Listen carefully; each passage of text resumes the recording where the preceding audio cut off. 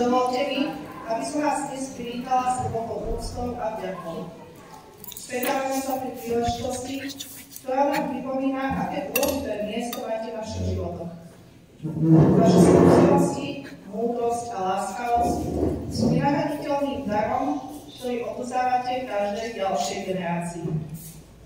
Ako nás povedal Albert Einstein, len život, ktorý žijeme pre ostatných, stojí za to. A práve vy ste týmto životom živí. Každý z vás zase do svojho pri rodine, práci a komunite. Váš príklad lásky a opravnosti zostáva nesmazateľnou súčasťou našich spomienok i budúcnosti. Dnes sa na vašu počesť predstavia deti z našej základnej školy, ktoré pre vás pripravili vystúpenie plné radosti a energie. Verím, že ich nadšenie a úprimnosť vám prinesú úsmev na tvár. Následne vystúpi folklórna skupina Podjavorie, ktorá svojimi piesňami a tancami pripomenie krásu našich tradícií, ktoré aj vďaka vám naďalej žijú. Po občerstvení vás prosím, aby ste ešte neodchádzali. Ako malé prekvapenie sme pre vás pripravili vystúpenie bývalých členov detskej folklórnej skupiny Dolina a ich hostí. Nech je toto vystúpenie prejavom našej vďaky a pripomienkou toho, že ste v našich srdciach neustále prítomní. Nech je dnešný deň pre vás plný radosti, krásnych spomienok a príjemných chvíľ strávených v kruhu priateľov. Ďakujeme vám za všetko, čo ste nám odovzdali. Zostávajte pre nás vzácnym pokladom, ktorý si budeme navždy vážiť. Zo srdca vám ďakujem.